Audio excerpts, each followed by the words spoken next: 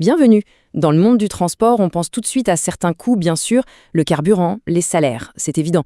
Mais les plus dangereux, en fait, ce sont ceux qu'on ne voit pas.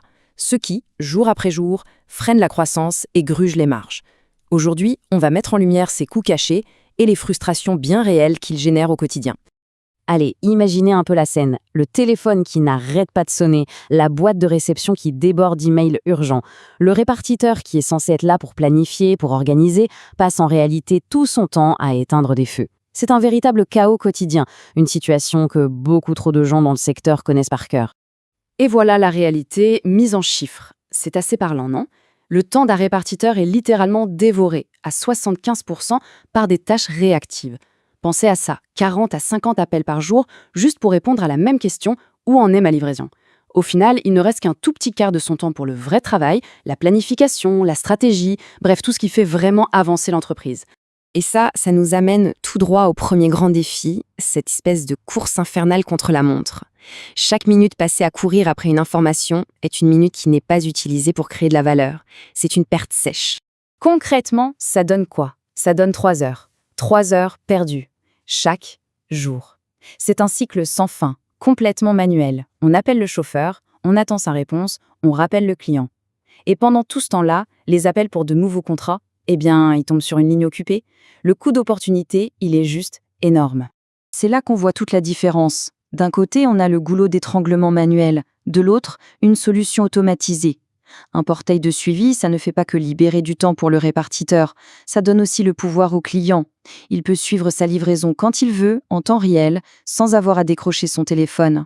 Bon, passons maintenant au deuxième gros problème. Et celui-là, il pèse lourd, très lourd sur les finances. C'est le fardeau des camions qui rentrent à vide.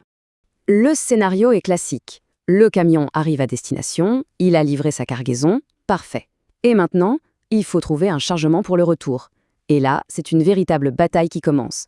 Le répartiteur, pris dans l'urgence, jongle entre les plateformes, les coups de fil, les emails, sans avoir vraiment le temps de chercher efficacement. Et bien trop souvent, le résultat est le même, le camion rentre à vide. Et voilà l'impact financier brut de décoffrage. Plus de 150 000 $ par an, en pure perte. Chaque trajet à vide, c'est environ 1 800 $ qui partent en fumée, juste en carburant et en usure du matériel, sans aucun revenu en face pour compenser. C'est de l'argent qui s'évapore littéralement sur l'asphalte. Encore une fois, le contraste est saisissant. D'un côté, la galère manuelle, l'incertitude et les pertes. De l'autre, un système automatisé qui, lui, peut trouver et confirmer des chargements de retour en quelques clics.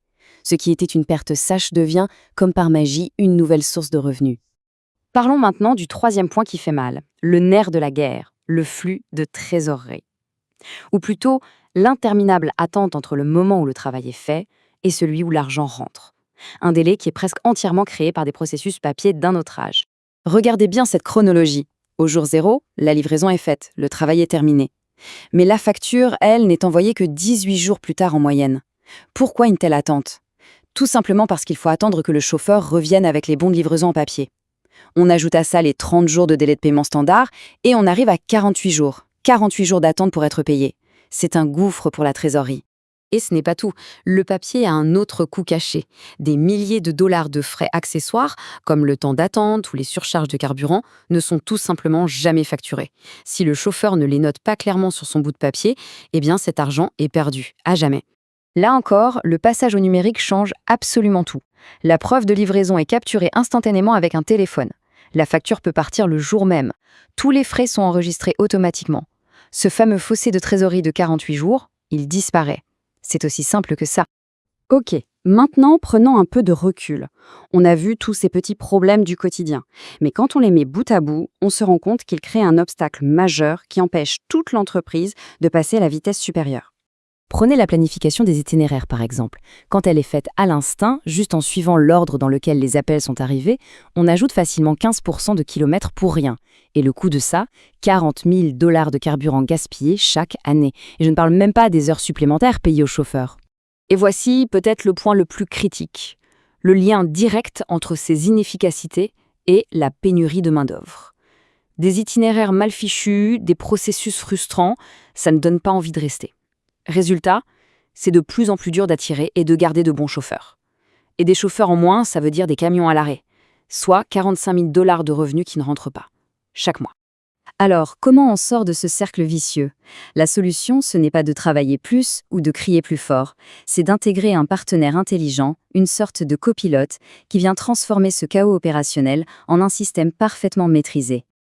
Évidemment, cette transformation, ce n'est pas un coup de baguette magique, ça se fait par étapes, de façon logique.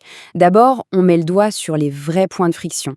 Ensuite, on déploie des outils intelligents, des agents IA, pour automatiser très précisément ces tâches-là.